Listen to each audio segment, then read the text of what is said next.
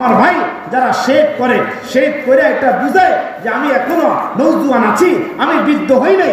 কারণ যদি সে বৃদ্ধ হওয়ার জন্য তার কোনো চিন্তা ভাবনা থাকতো তাহলে সে কখনো দাড়ি উঠার পরে কলপ দিয়ে দাড়ি কালো করতো না। কথা হয় না, ঠিক না? মানে কালো করে বুঝাইতেছে আমার এখনো আমার দাড়ি কালো আছে, সাদা হয় না, আমি বুড়া হইতে পারি না। এরকম উদাহরণ দিলে অনেক দেওয়া যাবে।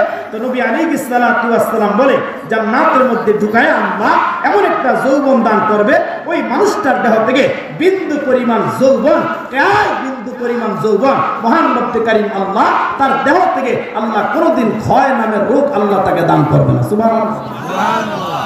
সর্বশেষ যে পুরস্কার, সর্বশেষ যে নিয়ামত নবী আলাইহিস সালাতু ওয়াস সালাম বলে ওই নিয়ামতটা হচ্ছে ওই জান্নাতের মধ্যে ঢোকার পরে কোন একটা মানুষের ইহ জিন্দেগিতে, কোন একটা মানুষের ওই পরকালের জিন্দেগিতে মহান রব্বে কারীম আল্লাহ জান্নাতের মধ্যে ঢোকানোর পরে ওই মানুষটার আর কখনো মৃত্যু হবে না। সুবহানাল্লাহ। জোরে কর। দুনিয়াতে মৃত্যু আছে না নাই? কথা বলেন, আছে না নাই?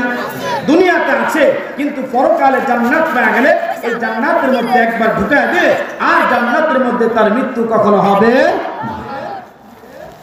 এরে মুসলমান বাবা, খুব ভালো করে কথা দিল দিয়া বুঝেন। এ বাবা, আল্লামা ইমামে মুসলিম রাহমাতুল্লাহি আলাইহি নবী আলাইহিস সালাতু ওয়াস সালামের সাহাবী হযরত সাবিত রাদিয়াল্লাহু তাআলা আনহু থেকে একটা হাদিস বয়ান করলেন। বাবা, এই যে এতক্ষণ পর্যন্ত আমি আপনাদেরকে একটা জান্নাতের পরিচয় আমি আপনাদেরকে শোনাইলাম, এখন আমি আপনাদের কাছে জানতে চাই, এরে মুসলমান বাবা, তো যাইতে চাই কি চাই না? আর জোরে মহব্বতে ডাকদা বলেন তো বাবা, চাই কি চাই না? এরে মুসলমান বাবা, যে আয়াতে কারিমাটা শোনাইলাম, রব্বি কারীম আল্লাহ ডাইকা বললেন এক একটা জান্নাত হবে বাবা, এরকম আরদুহা কারদিস সামাই ওয়াল আরদ। বাবা, এক একটা জান্নাতের দরজা প্রস্থ হবে আকাশ আর জমিনের সমপরিমাণ বড় বড়। বাবা, এরকম করে আল্লাহ পাক 100 কক্ষ বিশিষ্ট জান্নাত আল্লাহ পাক বানায় রাখলেন। এর মধ্যে এরকম ভাবে উৎকৃষ্ট জান্নাত, সর্বশ্রেষ্ঠ জান্নাতের নাম হলো জান্নাতুল ফিরদাউস। বলে জান্নাতটা হলো সকল কেন্দ্রবিন্দু, ওখান থেকে রব্বে কারীম আল্লাহ এরকম চারটা নহর আল্লাহ পাক প্রবাহিত করে দিলেন। আল্লাহ পাক চারটা নহরকে এরকম ভাবে বান্দার নিয়ামতের জন্য বানায় দিলেন। এক নম্বরে রব্বে কারীম আল্লাহ বলেন মাসালুল জান্নাতিল্লাতী উইদাল মুত্তাকুন ফিহা আনহারুম মিন মাইন গায়রি আসিন। এরে মুসলমান বাবা, এক নম্বরে আল্লাহ পাক সবচেয়ে একটা পানির নহর বানায় দিলেন। বাবা, এটা দুনিয়ার কোনো পানির মতো হবে না। আমাদের বাংলাদেশের মধ্যে আপনারা দেখবেন এক জায়গার মধ্যে টিউবওয়েল বসাইছে, ওই জায়গার লেয়ারটা ভালো করে নাই, পানির মধ্যে বলেন তো আর্সেনিক আছে না নাই? কথা কয় না। পানির মধ্যে বলেন তো আয়রন পাওয়া যায় কি যায় না? মহান রব্বে কারীম আল্লাহ বলে আনহারুম মিন মাইন গায়রি আসিন।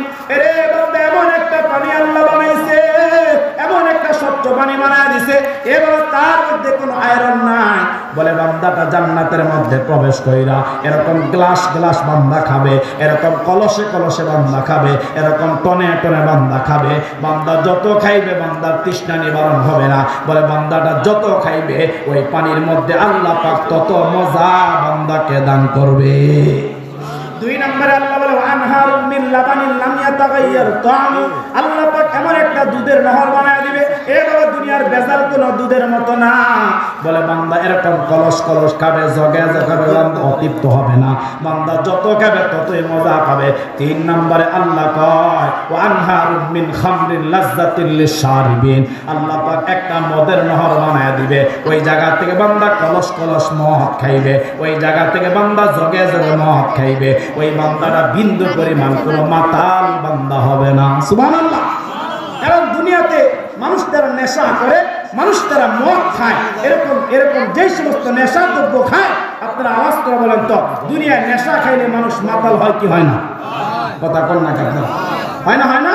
হয়। কিন্তু আল্লাহ যেটা বানাইছে আনহারুম মিন খামরিন লাযযাতিল লিশারিবিন, বলে বান্দা যত খাবে তত শান্তি পাবে, যত খাবে তত আরাম পাবে, যত খাবে তত মজা পাবে। বান্দা খাইবে, বিন্দু পরিমাণ বান্দার দেহের ভিতরে কোনো মাতালের ভাব আসবে না, বিন্দু পরিমাণ মাথাটা বিগড়াবে না, মাথাটা ঘুরাবে না।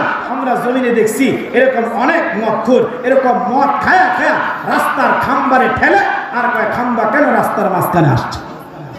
অনেক দেখছি এরকম। আমি গত 2 বছর আগে, আমরা কষ্ট দিয়েছিনি, আমাকে যে সময় দিচ্ছি ইনশাল্লাহ আমি এর মধ্যে চেষ্টা করবো আলোচনা শেষ করতে। এরপর যদি সময় একটু বেশি লাগে যায়, কিছু করার নাই। তো গত 2 বছর আগে আমি আপনাদের ফরিদগঞ্জ এলাকায় কেরলা একটা জায়গা আছে, ওই কেরলা